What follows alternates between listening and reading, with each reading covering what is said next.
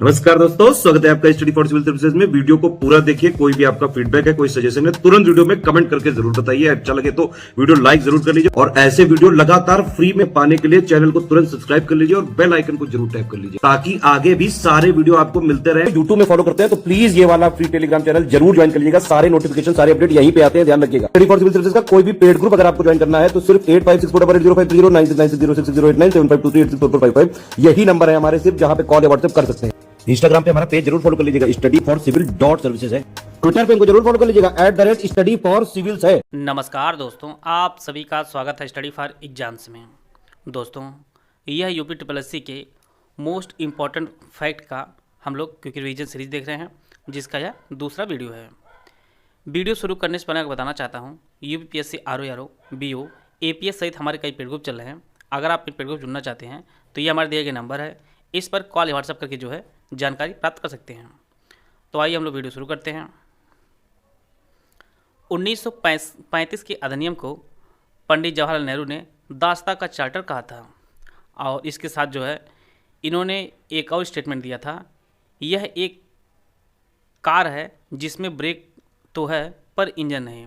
यह भी जो स्टेटमेंट है वह पंडित जवाहरलाल नेहरू ने दिया था। स्वतंत्रता के समय भारतीय राष्ट्रीय कांग्रेस के जो अध्यक्ष थे वह जेबी कृपलानी जी थे। यह कई बार परीक्षाओं में पूछा गया है। अंतरिम सरकार के सदस्य और उनके जो विभाग दिए गए थे उनको हम लोग देखते हैं। टोटल जो है 14 सदस्य थे। अंतरिम सरकार के 14 सदस्य थे, जिनमें पंडित जवाहरलाल नेहरू जी थे। यह कार्यकारी परिषद के उपाध्यक्ष थे। विदेश विभाग, राष्ट्रमंडल संबंधित जो मामले थे ये सभी देख रहे थे जवाहरलाल नेहरू जी। वल्लभ भाई पटेल गृह, सूचना और प्रसारण मंत्रालय था। रक्षा मंत्री थे बलदेव सिंह। उद्योग एवं आपूर्ति जो विभाग था वो जॉन मथाई जी के पास था। शिक्षा का विभाग राजगोपालाचारी जी को था। CH भाभा यह कार्य, खनन और शक्ति मामले देख रहे थे। खाद्य एवं कृषि जो मंत्री थे वह राजेंद्र प्रसाद जी थे। अरुणा आसफ अली जी वह रेलवे मंत्री थे। जगजीवन राम जी यह श्रम मंत्रालय देख रहे थे। वित्त विभाग यह लियाकत अली जी देख रहे थे। TT चुंदरीगर जो है यह वाणिज्य मंत्रालय देख रहे थे। संचार का जो मंत्रालय था वो आपका अब्दुल रब नास्तार था और गजनफर अली के पास जो है स्वास्थ्य मंत्रालय था और विधि मंत्रालय जोगेंद्रनाथ मंडल जी के पास था। इस प्रकार जो है अंतरिम सरकार के टोटल 14 सदस्य थे और उनके जो विभाग थे उनको हम लोग देख लिए हैं। आगे जो है स्वतंत्र भारत की प्रथम कैबिनेट बनती है और उसमें भी टोटल जो है 14 सदस्य थे। इसमें पंडित जवाहरलाल नेहरू जी यह प्रधानमंत्री चुने जाते हैं। सरदार वल्लभ भाई पटेल के पास गृह मंत्रालय, सूचना और प्रसारण मंत्री था मंत्रालय था और इसी प्रकार से खाद्य एवं कृषि मंत्री जो थे वो डॉक्टर राजेंद्र प्रसाद जी बनाए गए थे। स्वतंत्र भारत के प्रथम कैबिनेट में अबुल कलाम आज़ाद जी शिक्षा मंत्री थे। जॉन मथाई को रेलवे एवं परिवहन मंत्री बनाया गया था। रक्षा मंत्री सरदार बलदेव सिंह को बनाया गया था। वित्त मंत्री RK षणमुखम शेट्टी जी को बनाया गया था और भारत के पहले विधि मंत्री जो बनाए गए थे वो BR अम्बेडकर जी को बनाए गए थे। जगजीवन राम जी के पास श्रम मंत्रालय था और राजकुमारी अमृत कौर को स्वास्थ्य मंत्रालय दिया गया था। ये काफ़ी इंपॉर्टेंट, कई बार परीक्षाओं में पूछा गया है। तो यह जो है स्वास्थ्य मंत्रालय का जो भार है वो राजकुमारी अमृत कौर को दिया गया था। CH भाभा जी को वाणिज्य मंत्रालय दिया गया था। रफ़ी अहमद किदवई जी को संचार मंत्रालय दिया गया था। उद्योग आपूर्ति जो मंत्रालय था वो डॉक्टर श्यामा प्रसाद मुखर्जी जी देख रहे थे और VN गाडगिल को कार्य, खनन और ऊर्जा मंत्रालय दिया गया था। इस प्रकार जो है 14 सदस्य थे आपके स्वतंत्र भारत की प्रथम कैबिनेट में। संविधान सभा के संवैधानिक सलाहकार जो चुने गए थे वो BN राव जी चुने गए थे और संविधान सभा की जो पहली बैठक आयोजित हुई थी वह 9 दिसंबर 1946 को पहली बैठक आयोजित हुई थी और इसमें जो है टोटल 10 महिलाएं शामिल हुई थी। संविधान सभा में टोटल जो है 10 महिलाएं शामिल थी। संविधान सभा के अस्थायी अध्यक्ष जो चुने गए थे वह सच्चिदानंद सिन्हा जी थे और संविधान सभा के अध्यक्ष जो चुने गए थे वह राजेंद्र प्रसाद जी थे। बाद में जो है संचालन समिति का निर्माण किया जाता है और इसके जो अध्यक्ष बनाए गए थे वो राजेंद्र प्रसाद जी थे। प्रांतीय संविधान समिति के जो अध्यक्ष थे वो सरदार वल्लभ भाई पटेल जी थे और प्रारूप समिति के अध्यक्ष जो बनाए गए थे वो BR अम्बेडकर जी थे। आइए हम लोग देखते हैं प्रारूप समिति के जो 7 सदस्य थे उनमें कौन कौन से थे। इनमें डॉक्टर भीमराव अम्बेडकर जी यह अध्यक्ष चुने गए थे। अल्लादी कृष्णराम स्वामी अन्य सदस्य थे। कन्हैया लाल माणिकलाल मुंशी, मोहम्मद सादुल्ला एन गोपाल स्वामी अयंगार और बी एल मित्र, जिनकी जगह पर एन माधवराव जी चुने जाते हैं और डी पी खेतान जी चुने गए थे, जिनकी मृत्यु के बाद जो है टी टी कृष्णाचारी इनके स्थान पर चुने गए थे। तो इस प्रकार जो है प्रारूप समिति टोटल 7 सदस्य थे और बी आर अम्बेडकर जो है इसके चेयरमैन बनाए गए थे। हमारा जो संविधान है इसका जो निर्माण है वह 2 साल 11 माह और 18 दिन में बना था और इसके लिए टोटल जो खर्च हुआ था वह 64 लाख रुपए खर्च किया गया था और इसमें कुल टोटल जो है 41 बैठकें हुई थी। और हमारे जो संविधान है उसको हाथों से जो लिखा है वो प्रेम बिहारी नारायण रायजादा जी ने अपने हाथों से इसे लिखा है। विभिन्न देशों संविधान में लाए गए प्रावधान कौन कौन से उनको हम लोग देख लेते हैं। इंग्लैंड से हम लोग एक नागरिकता, विधि का शासन, संसदीय शासन प्रणाली, ये सभी जो है इंग्लैंड से लिया गया है। अमेरिका से मौलिक अधिकार और न्यायिक सर्वोच्चता ली गई है। फ्रांस के संविधान से गणतंत्रात्मक शासन प्रणाली ली गई है। गणतंत्र मतलब जो है पद जो है वंशानुगत नहीं होता है भारत में। जैसे राष्ट्रपति का पद है इसके निर्वाचन होता है, ये किसी की पुश्तैनी नहीं होती है परिवार की। सोवियत संघ रूस से जो है मौलिक कर्तव्य लिया गया है। जर्मनी से आपातकालीन शक्तियों का प्रावधान लिया गया है। आयरलैंड से नीति निर्देशक तत्व लिए गए हैं और दक्षिण अफ्रीका जो है संविधान में संशोधन करने की प्रक्रिया को अपनाया गया है। और ऑस्ट्रेलिया जो है समर्चित सूची, संसद के दोनों संयुक्त सदनों की संयुक्त बैठक का प्रावधान, ये सभी जो है लिया गया है। और कुछ इंपॉर्टेंट टॉपिक उनको हम देख लेते हैं जिनमें आपका राष्ट्रपति है। राष्ट्रपति बनने के लिए जो न्यूनतम आयु होनी चाहिए आपके पास वो 35 वर्ष होनी चाहिए। इसके लिए अनुमोदकों की संख्या 50 होनी चाहिए और प्रस्तावकों की संख्या भी 50 होनी चाहिए। निर्वाचक मंडल में संसद के निर्वाचित सदस्य होते हैं और विधानसभाओं के निर्वाचित सदस्य जो है वह भाग लेते हैं राष्ट्रपति के चुनाव में। और निर्वाचन जो प्रक्रिया होती है उसे एकल संक्रमणीय मत पद्धति जो है वह कहा जाता है। एकल संक्रमणीय मत पद्धति के से जो है निर्वाचन होता है राष्ट्रपति का। और इसमें जो जमानत राशि होती है वो आपकी 15,000 रुपये रखी जाती है। और अगर राष्ट्रपति या कोई भी जो चुनाव लड़ रहा अगर कुल मतों जो है आपका 1/6 अगर नहीं पाता है तो उसकी जो जमानत है वो जब्त हो जाती है। गांव में हम लोग अक्सर सुनते हैं कि जब जमानत जो है जब्त हो जाती है, वह स्थिति ऐसी होती है कुल मतों का 1/6 अगर नहीं पाता कोई प्रत्याशी तो उसकी जो है जमानत जब्त हो जाती है। कार्यकाल जो होता है राष्ट्रपति का 5 साल का होता है और इसी जो शपथ है वो सर्वोच्च न्यायालय का मुख्य न्यायाधीश से शपथ दिलाता है। और राष्ट्रपति जो त्यागपत्र देता है वो अपना उपराष्ट्रपति को देता है। राष्ट्रपति पर महाभियोग जो लगता है वो आर्टिकल 61 के तहत लगता है और इसे जो है किसी भी सदन में प्रारंभ किया जा सकता है महाभियोग लगाने की। और राष्ट्रपति जो है ये देश का प्रथम नागरिक भी है और तीनों सेनाओं का प्रमुख हमारा राष्ट्रपति होता है। अगर राष्ट्रपति का पद रिक्त होता है तो उसके स्थान पर उपराष्ट्रपति ग्रहण करते हैं। अगर किसी कारणवश उपराष्ट्रपति भी अनुपस्थित होते हैं तो सुप्रीम कोर्ट का मुख्य न्यायाधीश उस पद को धारण करता है। अगर किसी कारण से मुख्य न्यायाधीश भी नहीं है तो सुप्रीम कोर्ट के वरिष्ठतम जो न्यायाधीश होगा वह इसके पद को धारण करेगा। राष्ट्रपति विभिन्न लोगों को नियुक्ति करता है जिनमें प्रधानमंत्री, संघ के मंत्री, कैग, सीएजी, महान्यायवादी, उच्चतम न्यायालय के न्यायाधीश, राज्यों के राज्यपाल, वित्त आयोग, मुख्य निर्वाचन आयुक्त एवं अन्य सदस्य, संघ लोक सेवा आयोग के सदस्य, इन सभी की जो नियुक्ति है वह राष्ट्रपति करता है। डायरेक्ट परीक्षा में आपके पूछेगा कि संघ लोक सेवा आयोग के सदस्य की नियुक्ति कौन करता है, वित्त आयोग की नियुक्ति कौन करता है, राज्यों के राज्यपाल की नियुक्ति कौन करता है, तो सीधे सीधे इसका जो आंसर होगा आपका राष्ट्रपति होगा। अगला जो टॉपिक हम देखते हैं उपराष्ट्रपति का।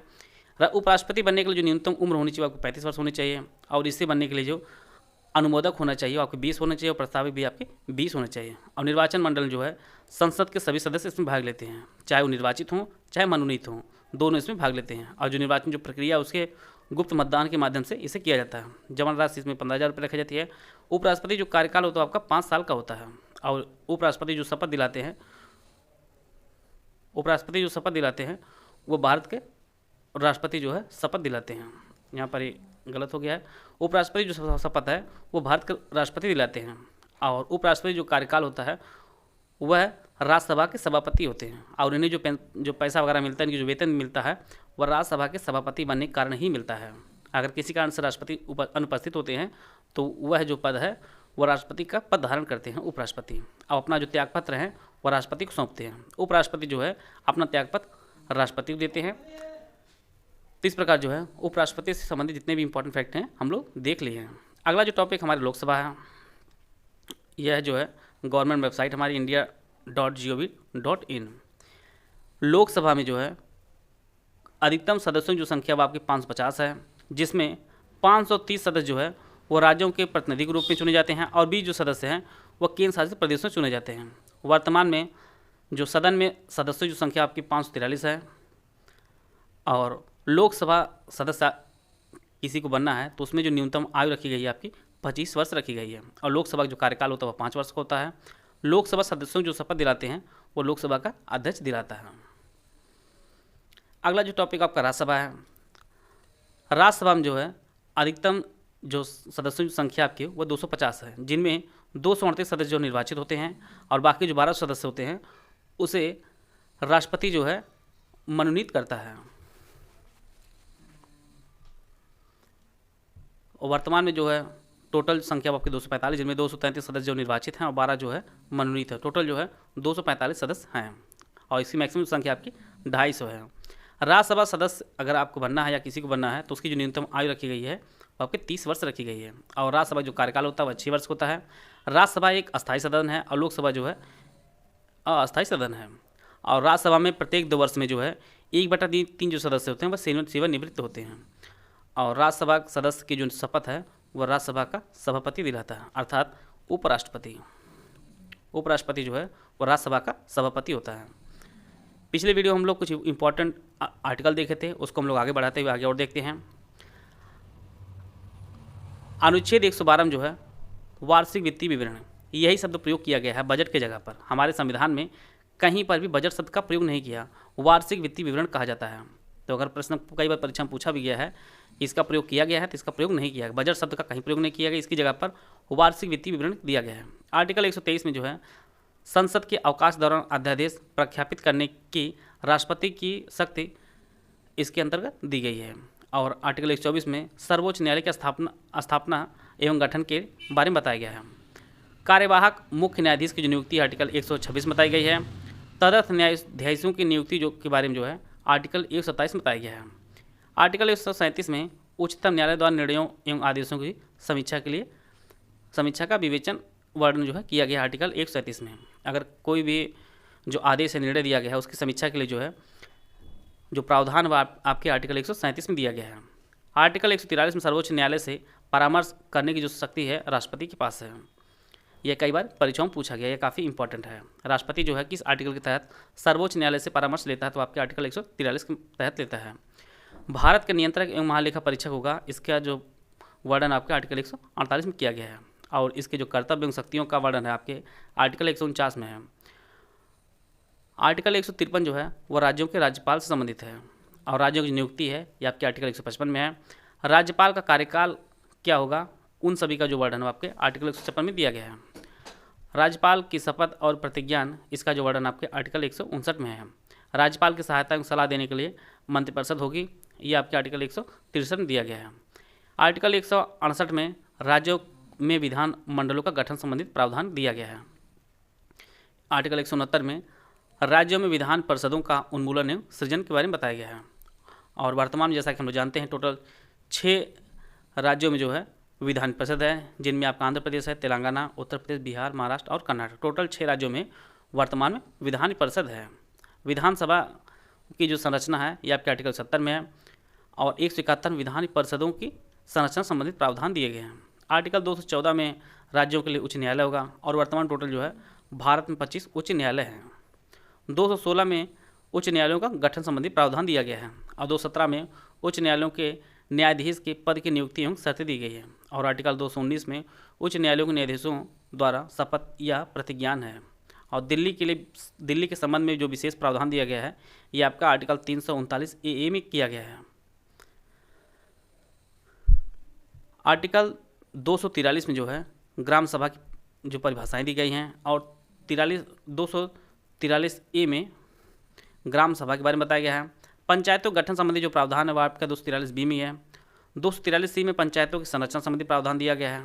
243 डी में सीटों का आरक्षण संबंधी प्रावधान दिया गया है। इसी प्रकार से आर्टिकल 243 ई में पंचायतों की अवधि आदि के बारे में बताया गया है।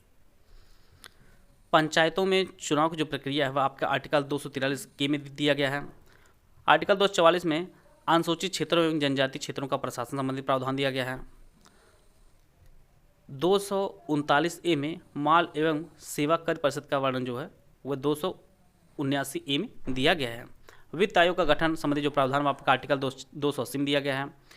संपत्ति का जो अधिकार है वह मूल अधिकार से हटाकर आपका आर्टिकल 300A में रख दिया गया है। अखिल भारतीय सीमाओं का जो प्रावधान आपका आर्टिकल 312 में है।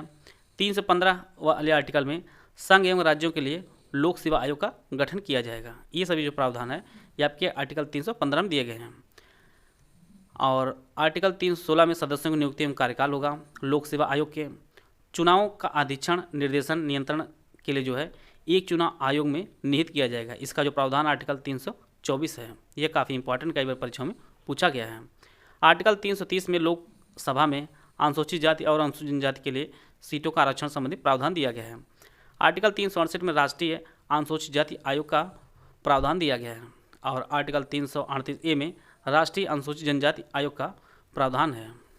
राष्ट्रीय पिछड़ा वर्ग आयोग का जो प्रावधान है आपके आर्टिकल 338A में है। और 340 में पिछड़े वर्ग को स्थिति को जांच करने के लिए एक आयोग की नियुक्ति की जाएगी। इसका जो प्रावधान आर्टिकल 340 में है। संघ की जो राजभाषा होगी उसका जो प्रावधान आपका आर्टिकल 343 में है। आपातकालीन की उद्घोषणा ये आपके आर्टिकल 352 में है। और राष्ट्रपति सुशासन जो राज्यों में लगाए जाते हैं इसका जो प्रावधान है वो आपके आर्टिकल 356 में है। वित्तीय आपातकाल के संबंध में जो प्रावधान है आपके आर्टिकल 360 है। और भारत में कभी भी वित्तीय आपातकाल अभी तक नहीं लगा है। और भारत में टोटल जो है राष्ट्रीय आपातकाल 3 बार लगा है। आर्टिकल 364 जो है यह संविधान में संशोधन करने की संसद की शक्ति और उसके लिए प्रक्रिया के बारे में बताया गया आर्टिकल 368 में। और आर्टिकल 371 जो है यह महाराष्ट्र और गुजरात राज्यों के संबंध में विशेष प्रावधान जो दिया गया है वह दिया गया है। परीक्षा में सीधे पूछेगा कि नागालैंड राज्य के संबंध में जो विशेष प्रावधान दिया गया है वो आर्टिकल किस अनुच्छेद में दिया गया है। तो ये आपके 371A में। 371B जो आपका असम में विशेष जो प्रावधान दिया गया है। इसी प्रकार से 71C में मणिपुर, आंध्र प्रदेश के लिए 371D। 371 जो है यह आंध्र प्रदेश में केंद्रीय विश्वविद्यालय की स्थापना के लिए प्रावधान दिया गया है। आर्टिकल 371F जो आपका सिक्किम राज्य संबंधित है। आर्टिकल 371G मिजोरम में जो है विशेष प्रावधान संबंधित है। अरुणाचल प्रदेश संबंधित आर्टिकल 371H। आर्टिकल 371I जो है आपके गोवा में विशेष प्रावधान संबंधित है। और आर्टिकल 371J जो है आपके कर्नाटक राज्य में विशेष प्रावधान संबंधित है। इस प्रकार जो है जो छोटे छोटे प्रश्न परीक्षा में इस प्रकार से पूछे जाते हैं, जो डी पूछे जाते हैं, उनको हम लोग देख लिए हैं। फिर हम लोग कुछ महत्वपूर्ण संशोधन देख लेते हैं। प्रथम जो संशोधन हुआ था आर्टिकल हमारे संविधान में वो आपका 1951 में हुआ था। भूमि सुधार या न्यायिक समीक्षा जुड़े अन्य कानूनों को जो है 9वीं अनुसूची के तहत जो है जोड़ा गया था। 7वां जो संशोधन हुआ था वो आपका 1956 में हुआ था। राज्य पुनर्गठन अधिनियम के माध्यम से टोटल 14 राज्यों और 6 केंद्रशासित प्रदेशों का जो है गठन किया गया था। टोटल जो है 14 राज्य और 6 केंद्रशासित प्रदेशों का गठन किया गया था 1956 में। और संविधान की दूसरी और 7वीं अनुसूची को जो है संशोधित किया गया था। सबसे इंपॉर्टेंट आपका 42वां संविधान संशोधन है जो आपका 1976 में हुआ था, जिसे लघु संविधान के नाम से भी जाना जाता है। और इसमें जो है प्रस्तावना में संशोधन करके समाजवादी, धर्मनिरपेक्ष और अखंडता जो शब्द है इसको जोड़ा गया था। और लोकसभा और राज्यसभाओं का जो कार्यकाल वो 5 वर्ष से बढ़ाकर 6 वर्ष कर दिया गया था। और मौलिक कर्तव्य जो स्वर्ण सिंह समिति की सिफारिश पर जोड़ा गया था 4A में, इसमें जो है नागरिकों के मौलिक कर्तव्य जोड़ा गया था।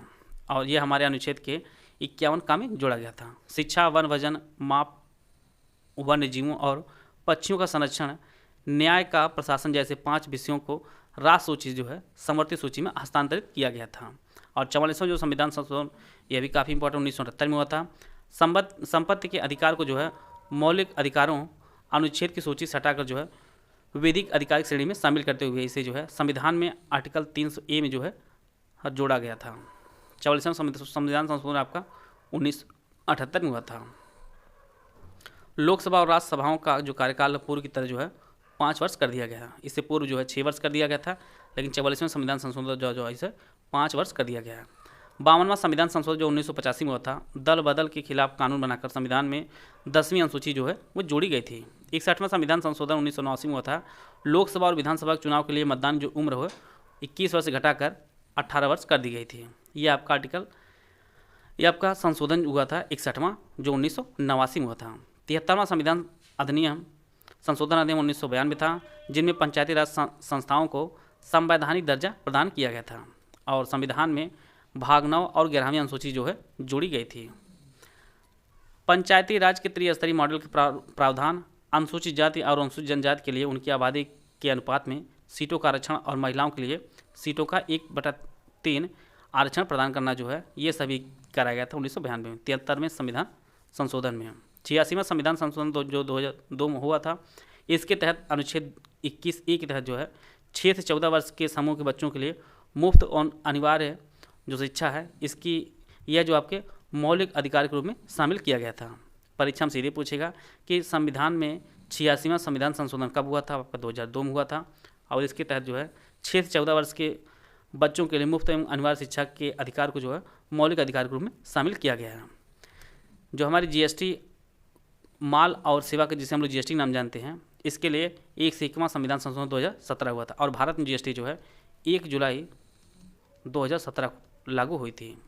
102वां संविधान संशोधन जो 2018 में हुआ था, राष्ट्रीय पिछड़ा वर्ग को जो है संवैधानिक दर्जा दिया गया था और 103वां संविधान संशोधन 2019 में हुआ था, जो आर्थिक रूप से कमजोर वर्गों के लिए 10% आरक्षण प्रदान किया गया था। EWS जो आरक्षण आपका 103वां संविधान संशोधन है और 104वां संविधान संशोधन 2020 है। लोकसभा और राज्य विधानसभाओं में एंग्लो इंडियन समुदाय के जो है आरक्षित सीटों के प्रावधान को जो है हटा दिया गया है और SC और ST जाति के लिए आरक्षण को जो है 10 वर्ष के लिए बढ़ा दिया गया है। तो ये जो संविधान संशोधन हुआ आपके आर्टिकल 104 में हुआ है। तो इस प्रकार जो है कुछ इंपॉर्टेंट फैक्ट थे पॉलिटी के, उनको हम लोग कवर कर लिए हैं। मिलते हैं हम लोग नेक्स्ट वीडियो में, तब तक ले जय हिंद जय भारत।